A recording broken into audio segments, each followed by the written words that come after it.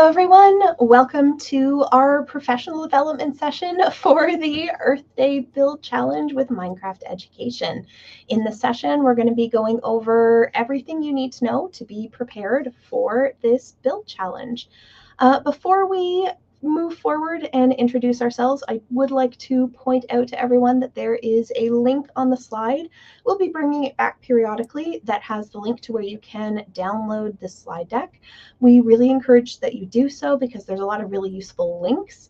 Dan's going to be dropping those into the chat as we go, but you'll probably want to have them all in one place as we go. And we have a fancy new tool to try out. So we also now have a QR code if that is easier for you. That should also take you to those slides. So I'm going to leave that on for just a moment. I wonder if we can throw the banner on at the same time. Learn along with us. We can.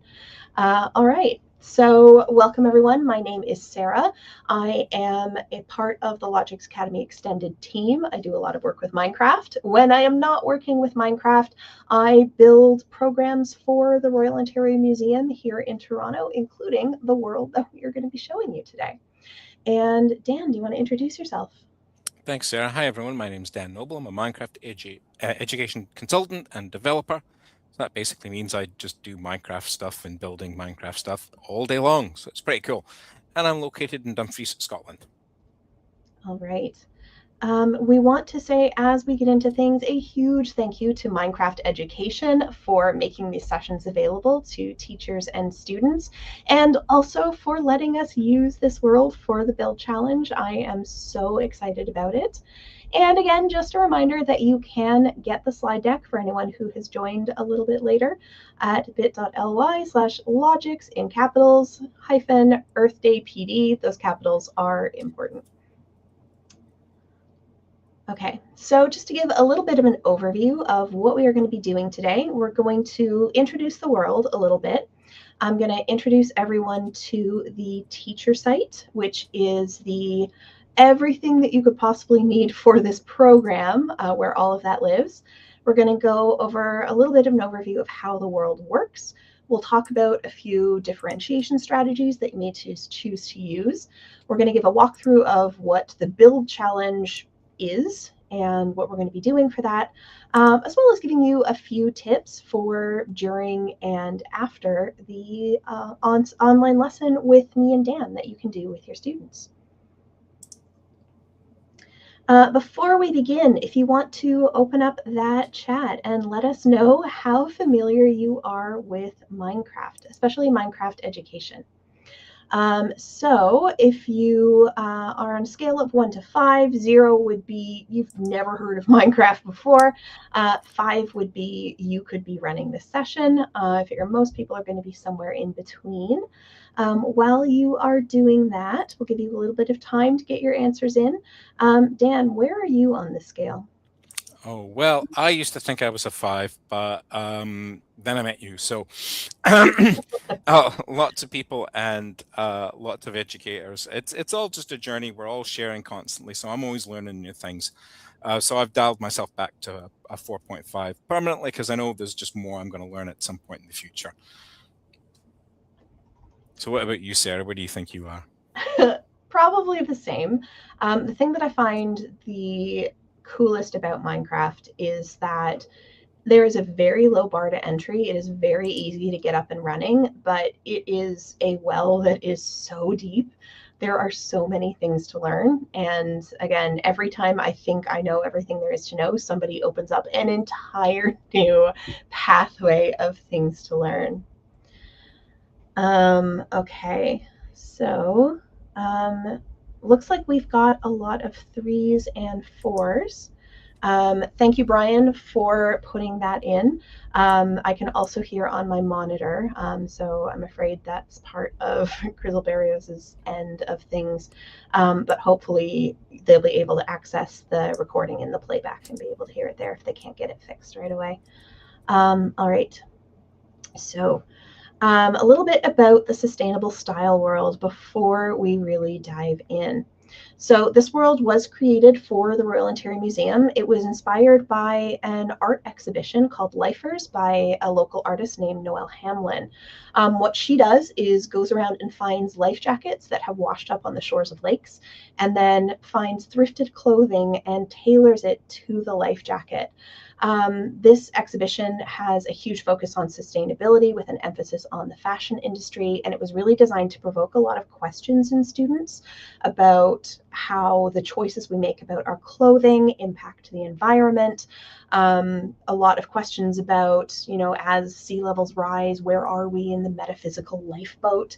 And just a lot of really cool things. And so this exhibition inspired the Minecraft world that we're going to be doing our build challenge in as kind of a response to some of those questions. So rather than me trying to explain everything that the world does, we're going to play a short video that gives you an overview of the world in general. And then we'll tell you which part of this world we're going to be focusing in on for this build challenge. We're not build challenging the whole thing. It would just take way too much time. But here you go. Here's the overview of the sustainable style world. Welcome to Sustainable Style, a new Minecraft world created by the Royal Ontario Museum, inspired by the art exhibition Lifers by Noelle Hamlin. Your adventure begins on a field trip from your local school. Once you enter the school bus, you'll have a chance to travel to an escape room on a sunken cargo ship. There, you'll meet Noelle Hamlin, the artist behind the Lifers exhibition at ROM. By talking to Noelle and other helpful characters located throughout the escape room, you'll be able to find clues that will help you solve the puzzles to open each of the doors. The answers you're looking for are found in a special virtual recreation of the Lifers exhibition and other galleries at the museum. Along the way, you even have a chance to put your coding skills to the test, programming your agent to clear a path through the giant coral tube blocking access to the second half of the escape room.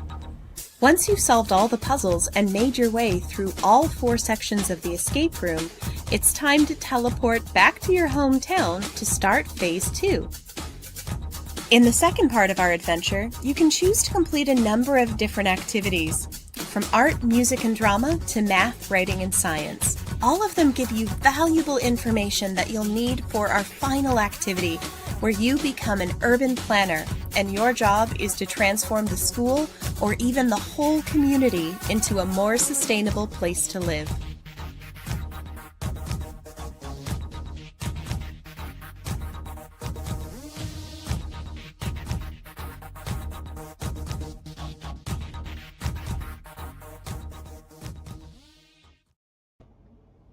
All right, so that is the program. And what we're going to be focusing in on is that final half where you become an urban planner. That is the core of our build challenge.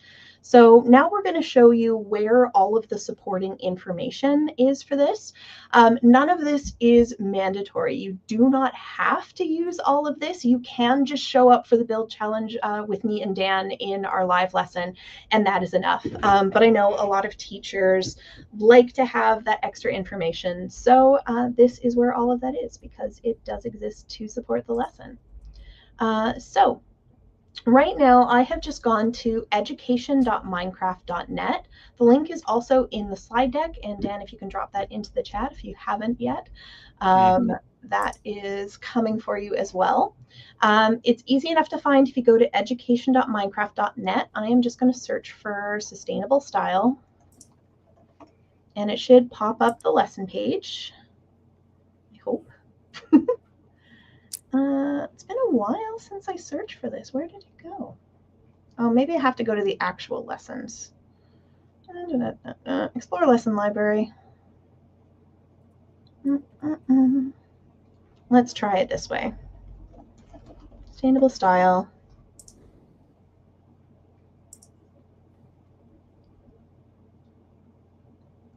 Oh, I wonder if it's because it's just been republished.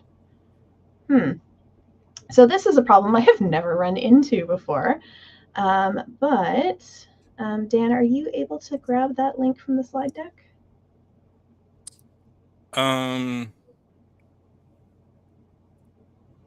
Sorry, just give me a second here.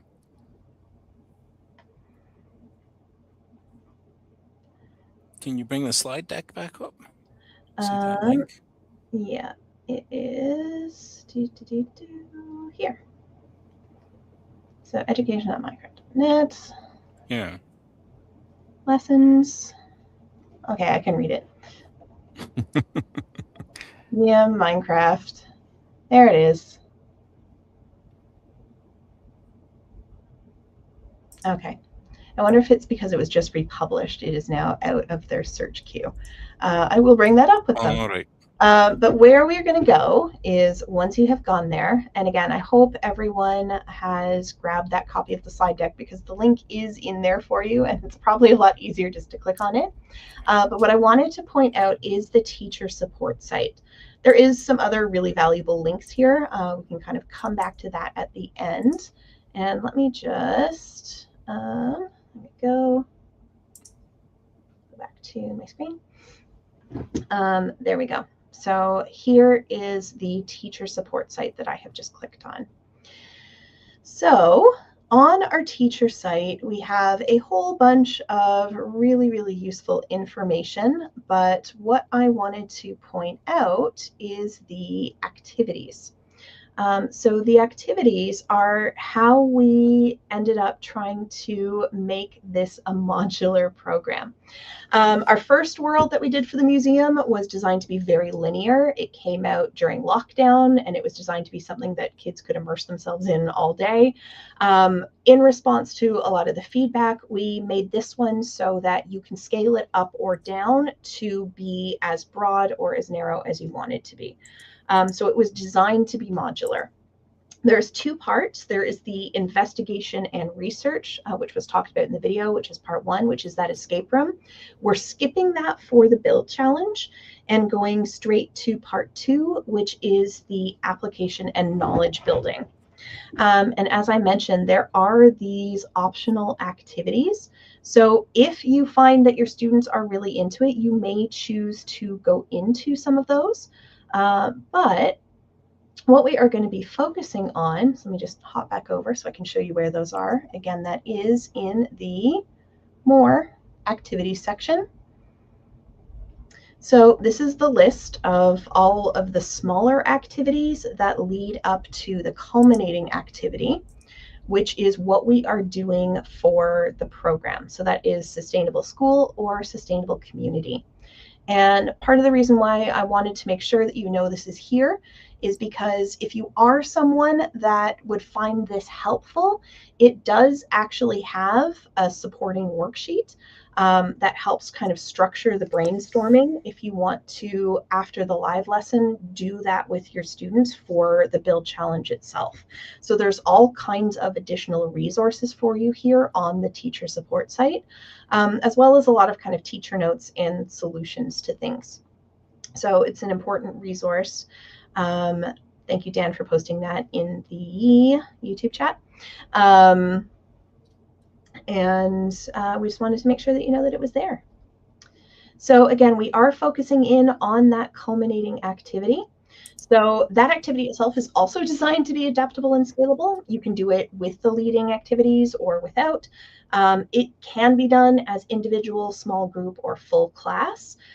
You can stick to just working on the school for this build challenge, or you can expand it out to the full community if your students need that challenge. So there's a lot of ways that you can modify that, and we'll kind of talk more about it as we dig a little bit deeper into what that activity is. Again, the planning worksheets are provided if that helps you in that link to the sustainable school activity that's in the activities section. So for the live lesson format, the way that it works is you project the lesson and your students are going to be following along on their devices. There will be an introduction to the challenge theme, and then part one of the lesson is going to be a brainstorm.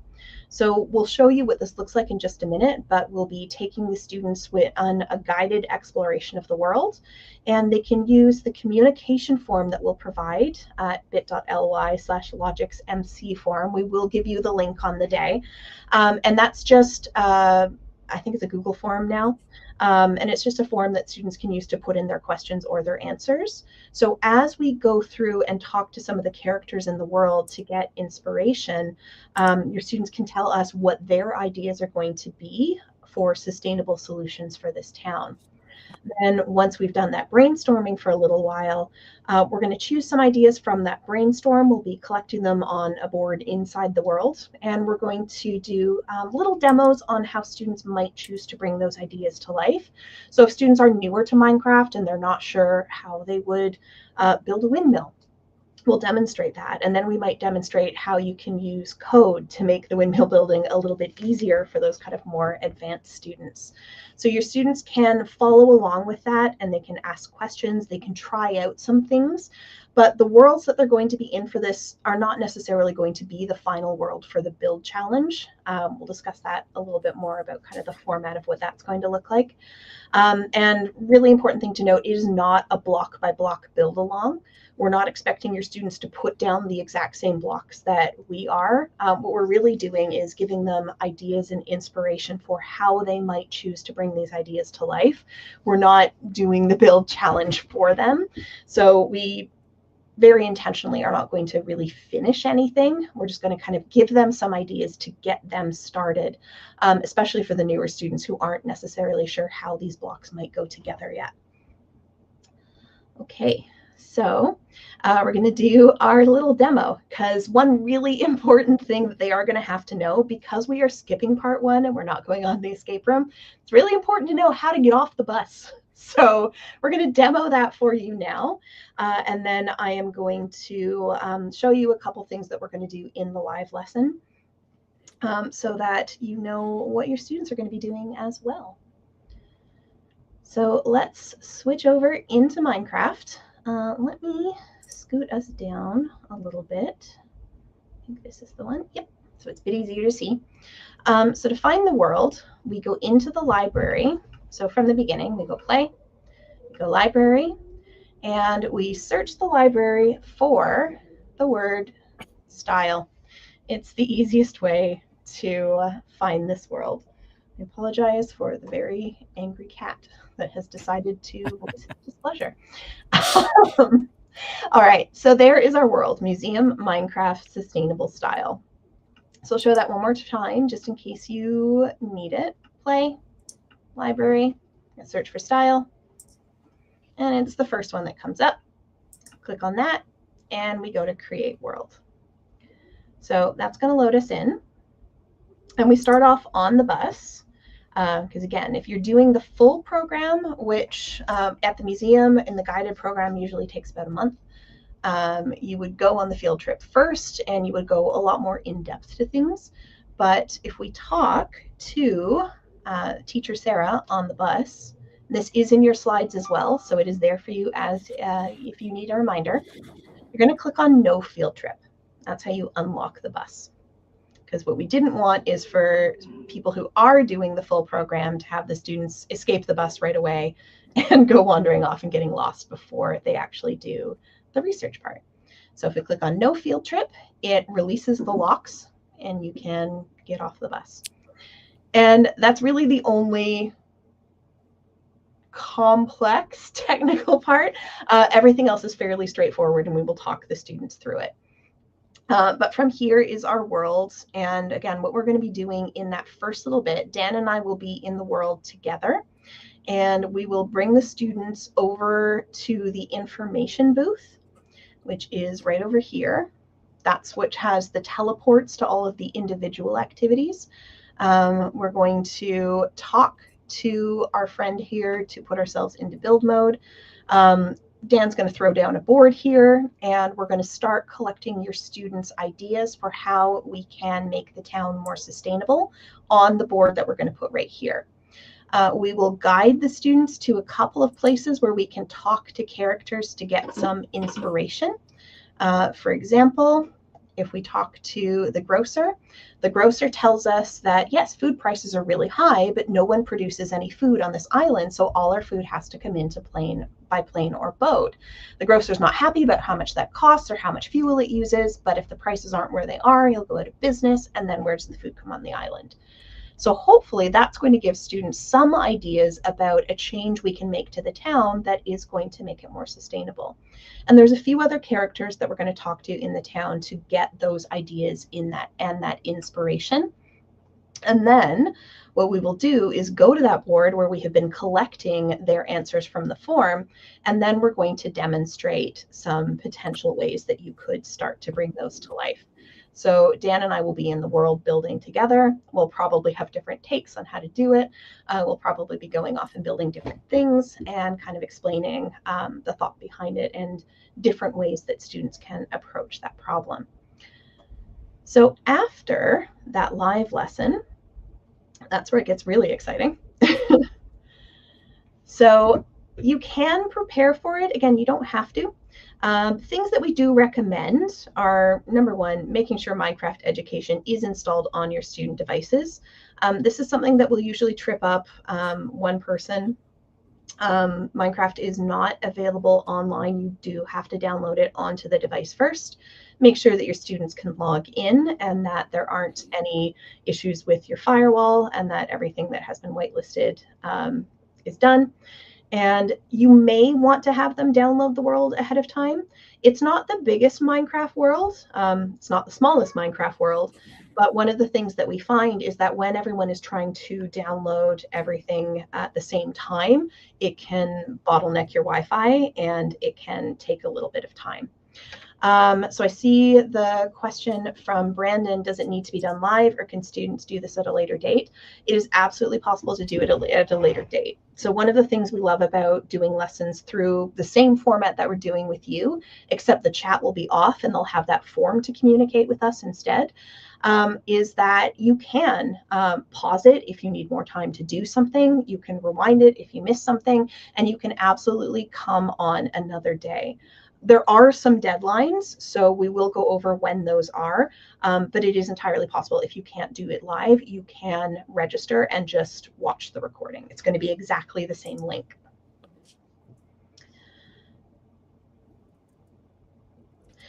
I am not sure if they've put it in the Build Challenges library. I think it's in Science or Sustainability. That's why I always use the search bar to find it, because they keep moving the library around and reorganizing things. But if you search for style, it's always going to be there. And again, it is in the in-game library. You do not have to download the world separately. You can get to it from Minecraft. You just need to make sure that Minecraft is installed before. So that's what we would recommend as kind of the mandatory preparation. Optional, it is entirely up to you. You may choose to introduce the concept to your students and at least get them thinking about ideas. Sometimes if you put them on the spot and get them to brainstorm, they might freeze a little bit, but if they've had time to think of some ideas the day before, they might come a little bit easier. You may wish to explore the virtual tour with them. Again, it is completely optional. You do not have to do that. I will show them where to find it. You may also want to explore the library on the student site. So the student site, there is a link to it on the teacher site, but you can also get to it from the world. I'm just going to move that over so you can see it as well. There we go. Okay, I should show my Minecraft. So if you click Escape to open up your settings, there is a button that will take you directly to that student site. And on the student site, at the very top, there is a link to that virtual exhibition. So you saw a bit of a preview of it in the introductory video. It is a virtual exhibition of the Lifers exhibition itself and of every stop that the teaching department could think of in the museum related to sustainability and climate change. So it goes all through the museum. If you have students that are super interested in Egypt, we have climate change connections in ancient Egypt. If they're into dinosaurs, we have tons of them in the Dinosaur Gallery and in the Dawn of Life exhibition. So it is, again, entirely optional as preparation, but it is also a really useful tool for supporting your build challenge. So I will mention it again. This is one of the easiest ways for students to find it. There is also, just if you have students who really want to dig deeper into things, there is a library section with a lot of, mostly in these sections, a lot of deeper information on these different topics. So again, there is a huge focus on fast fashion and sustainability because of the nature of the Lifers exhibition. But there's also an entire section on sustainability in green communities. There is an entire section on water and oceans as well, because it is an island town. So there's lots and lots and lots of additional research that your students may wish to do, especially as they're doing research for what they want to do in the Build Challenge. So that is a valuable resource that is there for you as well. Okay, so the next thing that we want to talk about is what to do after that lesson. So there is a limit on how many people can be on a team. It is a maximum of 5. Based on the work that there is to do and the time limit that there is to do it in, we do recommend students working in small groups. But again, it has been designed to be modular. So if you want everyone doing their own version, you can have a team of 1 that is entirely within the realm of the Build Challenge. You're going to need to, after the lesson, decide if you would like to have your teams focus on the school or the community. And that's going to determine where they're going to build. If you, again, are using small groups, you're going to decide whose world they're going to be building in.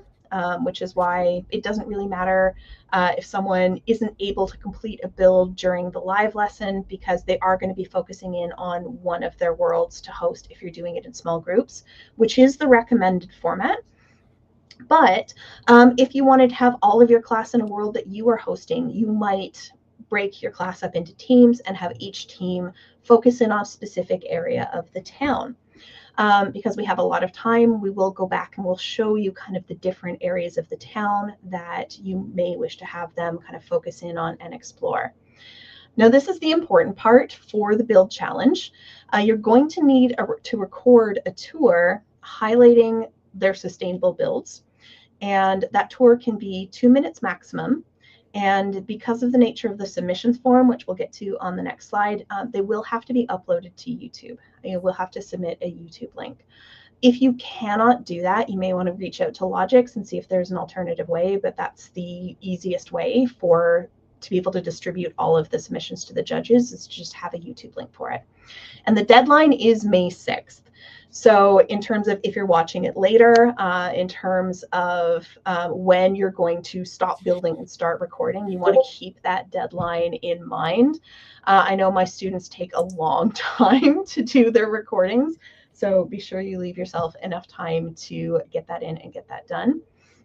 And then supports for after your lesson, you have that library on the student site. You have the virtual exhibition. And one more thing that I will show you. In the student site, in the More section, there is a whole section for build tips and tricks. So there is a lot of tips here on how you can build some more complex things. So that's a really important thing to know as well, that is there as a resource for your students. All right, so I'm going to hop back over into the slides. Oh, good. You do have Minecraft Education installed. That's perfect. Okay, so again, the what's next. Do the amount of prep that is right for your class. You're going to want to sign up for the co-taught lesson with me and Dan. You can do it live. You can do the recording. That is entirely up to you. If you do the recording, don't bother with the form because we will not see your responses. That's kind of the only difference. You're going to brainstorm and build along with us. Then you're going to take the ideas and inspiration from the live lesson to complete your build challenge. As a reminder, up to 5 students per team.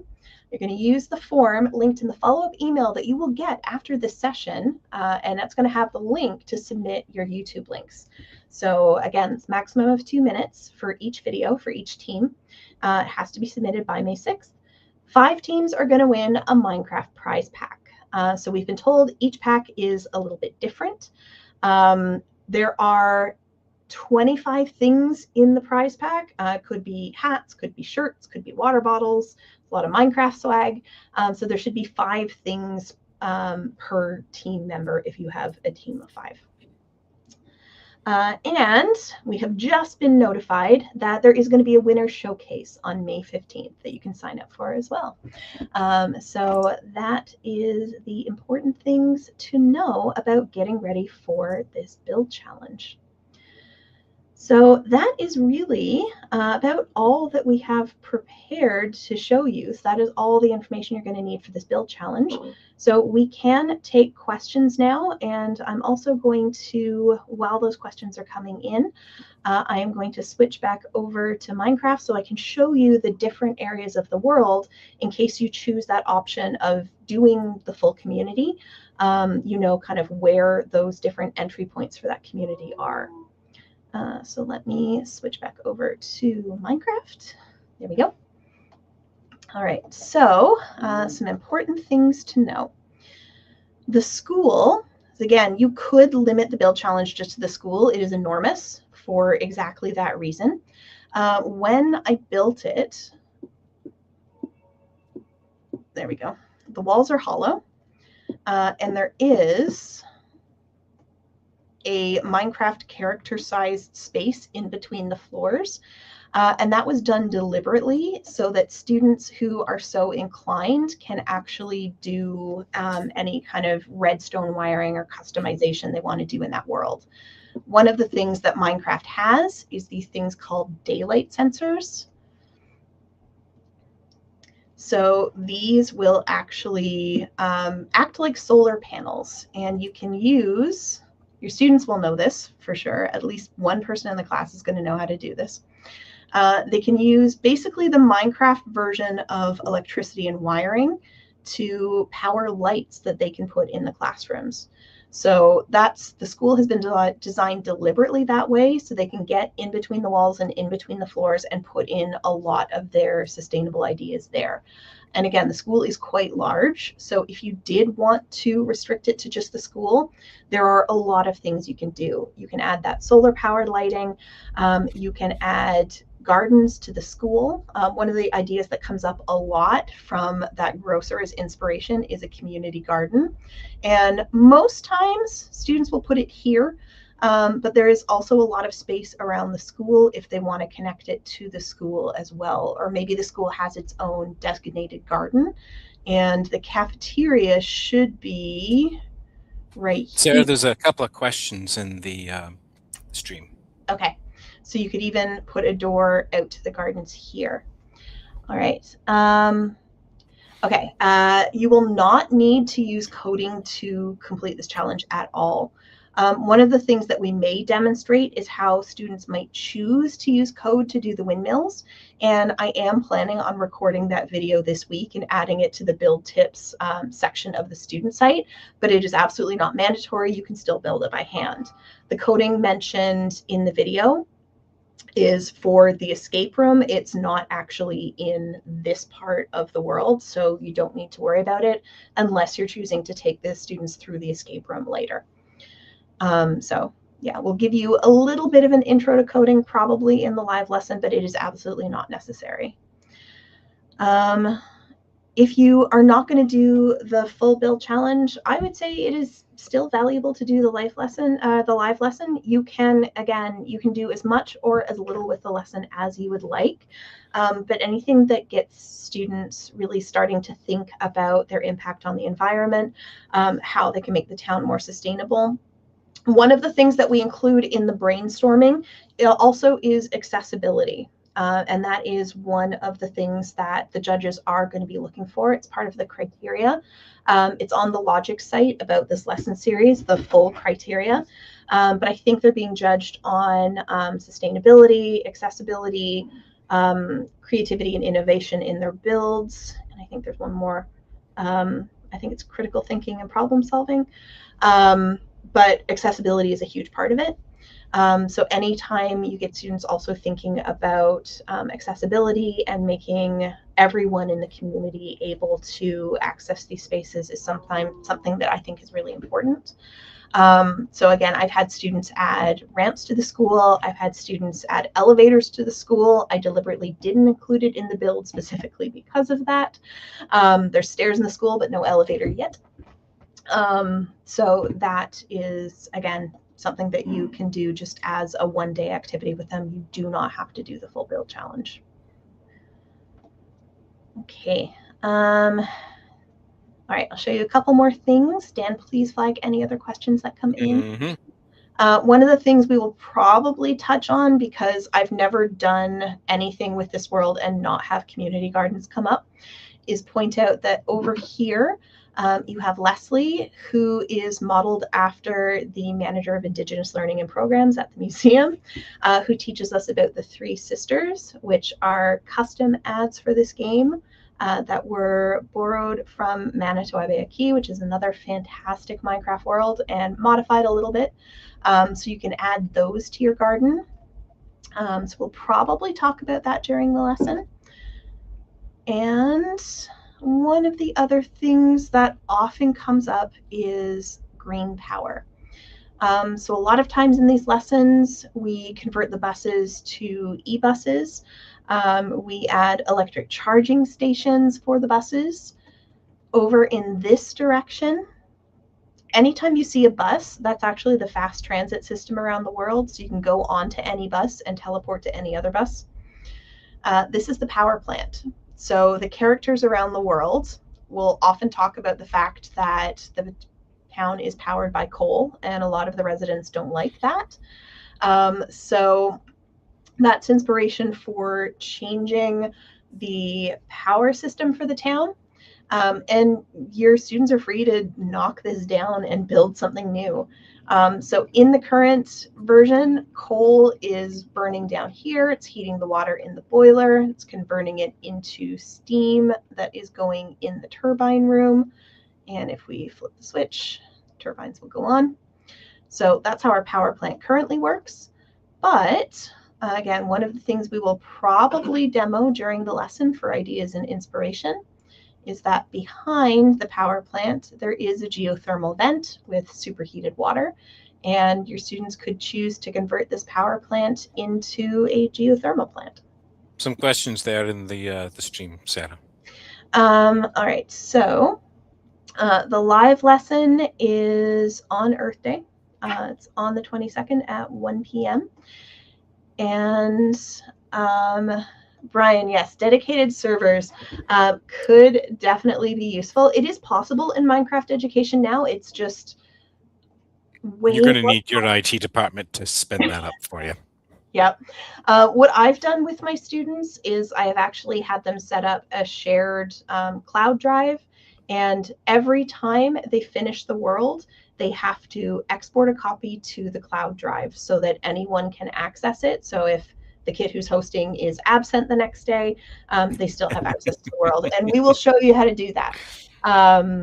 Brian says he is the IT department. Fantastic. What? That's so, handy. Yeah, Brian, if you look up, there's been a ton of blog posts about it. So they do have detailed instructions on how to get the dedicated server up and running. And if you are that committed, my hat's off to you. It is definitely really useful if you can get it up and running. So that is something that you can look into for sure. Ms. Hart, yes. So it is entirely up to you on how much time you want to spend in this world. If you want to really commit to the build challenge, you could have students do like break off into groups and do everything. You could have each team focus on a specific area of the world. You could have each team, if they're all in their own worlds within their small groups, everyone could just do the school, or they could expand out.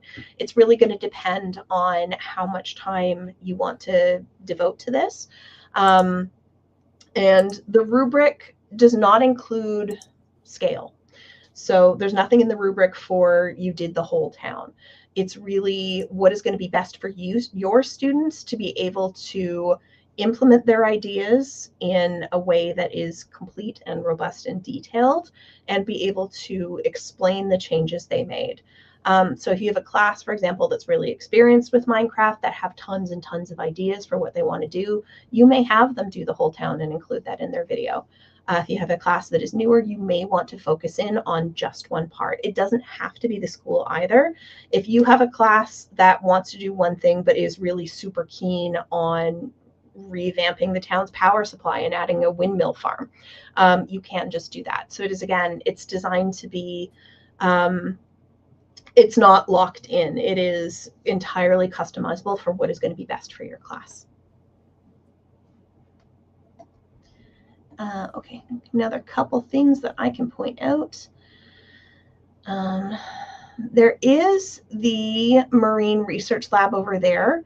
That's actually something that we're working on really expanding out this summer. So there's not much there right now, but if you have students who are really into the ocean, there is a little bit there on sea forestation and increasing the biodiversity of the oceans. So that's always a possibility if you have students who are really keen on marine biology. This is the town's main source of income. This is our fast fashion factory. And there we go.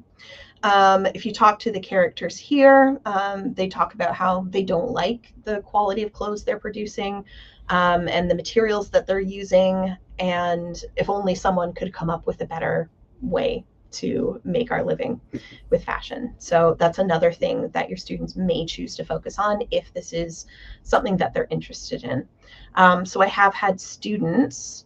One of the things in the virtual tour is, and it's also in the escape rooms, so if you do the whole program, they will be familiar with it, but it's the idea of using tapa cloth, which is made from mulberry trees. So I have had students plant a whole bunch of trees around here and convert their factory into a factory that uses plant-based fabrics.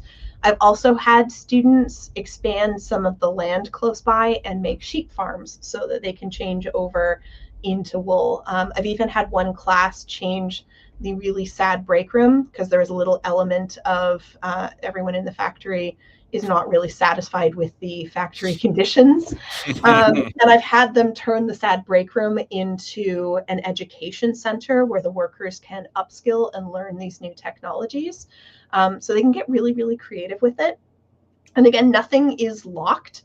You can break anything in this world. It is, you are the urban planner. It is yours to change as you will. I think the only thing you can't break is the starter school bus because that kind of runs the world.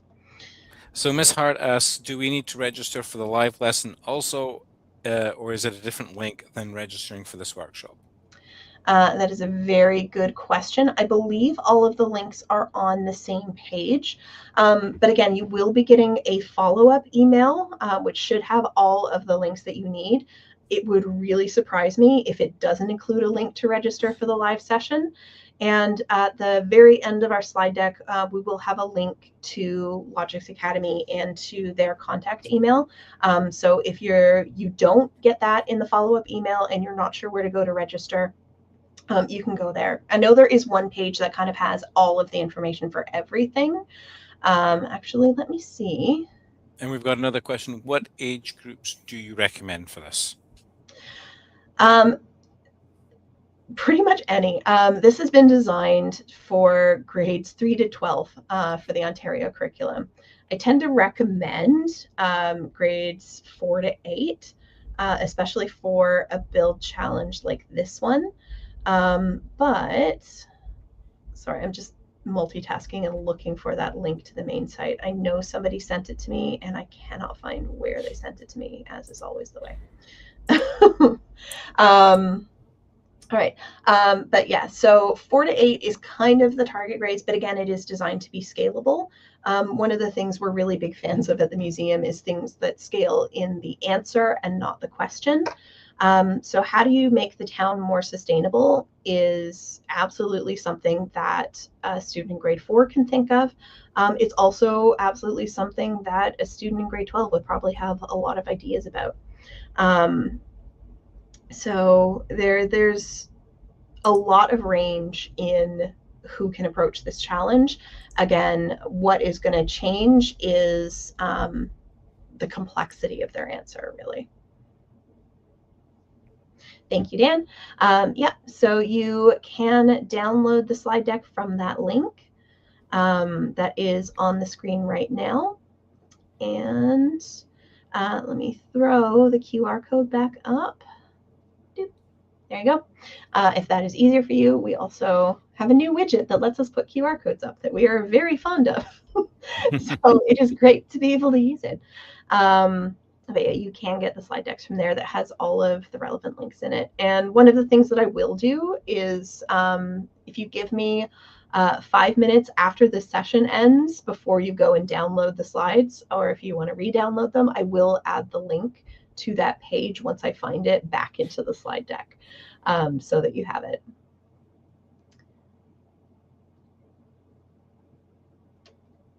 Okay, I'm going to put that down. I'm going to leave that banner on the bottom for a little bit longer. So those are really kind of the big areas of the town. That boat over there is actually specifically designed for grade 3. So when I say 4 to 8, we will often get split classes of 3 4s. So that activity is especially for the split classes and the forces unit in Ontario, where it's about buoyancy. So that activity is, the escape room is because the ship sank, because it wasn't very stable in the storm. So they get to do an in-class experiment to find a better boat shape in either clay or paper, and then build the new better boat in the harbor. That's the grade 3 activity, while the grade 4s are focusing in on the biodiversity components. So yeah, 4 to 8, and by extension 9 to 12. Yeah, we don't tend to get a lot of high school bookings at the museum just because of the way high school classes run. They can't really devote a lot of time to this. So it tends to be more 4 to 8, but any grade can do it, really. Okay. Let's see, any other questions in the chat? Dan, are there any other questions that you have? No, I don't think so. All right, then. I do have some potential comments. So if you know, with these sort of projects, if when you're doing a video recording, again, do try to make sure that your students are staying on track and doing a 2-minute video. Makes it very hard for judges if you have videos that are submitted that are like 10 minutes long. Also make sure the students are recording it in a quiet area, because it can be rather difficult to judge when you have a recording and you hear all sorts of background noise. So that's really important too. And also just make sure the students are staying on track and have a script that they're sort of reading for the video that they're doing. I find that if they just sort of do it on the fly, they can get distracted and they don't stay on sort of target and focus, and it can make it a little bit more difficult to review what they've submitted when it's not focused. So just some little tips there. Also, yeah, do make sure that they are, as Sarah suggested, backing up and exporting their world to either a shared location and having backups. It's really important because it's Minecraft. People make mistakes. Students sometimes use fill commands when they shouldn't be using fill commands and wipe stuff out. So if you're backing up your world and exporting it after every session, and making sure you're amending that file name so that they have the date attached to it or a version number so that they know where in their sort of backup progress they are, that can save you a lot of tears. And we'll be sharing some resources with you later on. Like I've got a YouTube channel where I go through the export process for iPad, Chromebooks, and Windows PC. And if you can get in the habit of doing that, it'll save you a lot of grief later on. Absolutely. And I am going to demonstrate that process in just a second. I also just wanted to point out that inside the school, there are some classrooms that are filled out. Again, the rest of them are for your students if they want to do the sustainability build in the school. There's a lot of places to do it in. But the ones that are filled in are connected to those smaller activities. Even if you don't choose to do those activities, it's a good idea to come here just to get inspiration if your students are stuck, because there's a lot of interesting ideas that are happening in there about what they might do to make the town more sustainable. All right. So at this point, we're going to demonstrate that backup for you. So when you are done in the world and you save and exit, So I currently have cloud backups turned on. And it's good to have as kind of a backup of the backup. But I find that the cloud backups, even for me who works with OneDrive all the time, they can be a little bit difficult to access. And you can go into version history if you know how, but generally there's only the most recent version. So you can get the previous versions, but it's a lot more difficult.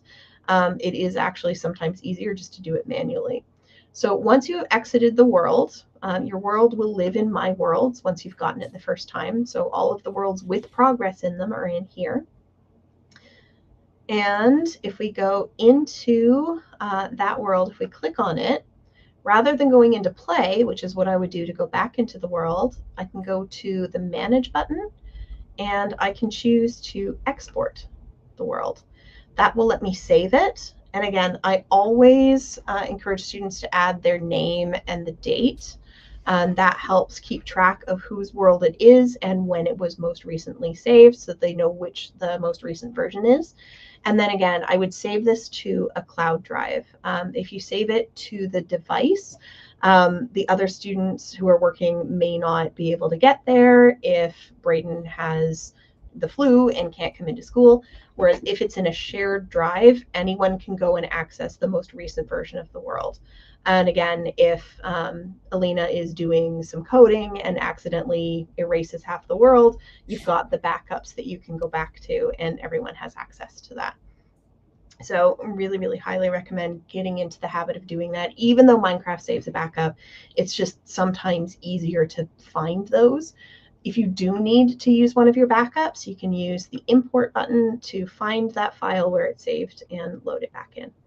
So that's how you can do that. The student site and the teacher site do have detailed instructions on how to save a backup of your world with step-by-step instructions. I have done this tutorial many times for the classes participating in the museum program. So those are on the student and the teacher sites, the tutorials for how to do that. So that is there for you. Really, really highly recommended. It's just a really good practice to get into. All right.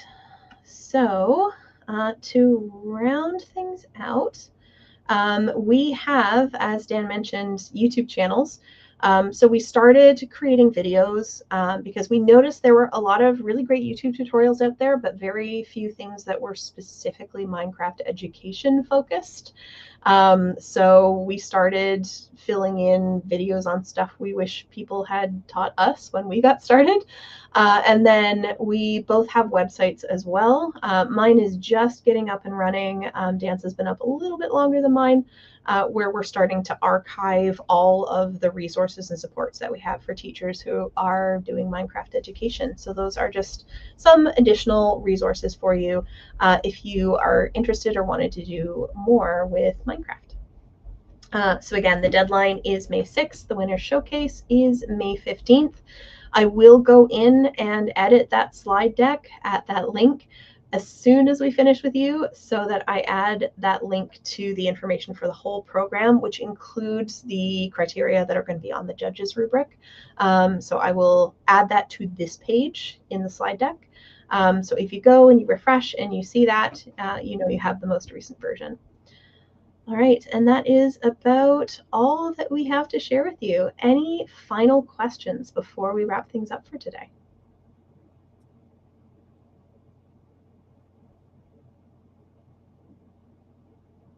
All right, so keep an eye out for that email that will be going out to everyone after the session. It usually goes out within 24 hours. If you don't see it, you may want to reach out to Logix at events.logixacademy.com and let them know that you haven't seen it and you would like a copy. We hope that we see everyone either live or on the recording of the live lesson, and we wish everyone luck with the Build Challenge. We are so excited to see what your students produce in this world. Every time I have students do this, they come up with incredible ideas that I never would have thought of, and it's always so exciting to see their perspectives. Courtney, the lesson's going to be an hour. Again, you can pause, you can rewind, you can split it in half and come back on another day. That is the beauty of the YouTube Live format. And then the build challenge is as much time or as little time as you wish to commit to it. You can scale it to fit your needs and your class. You are very welcome.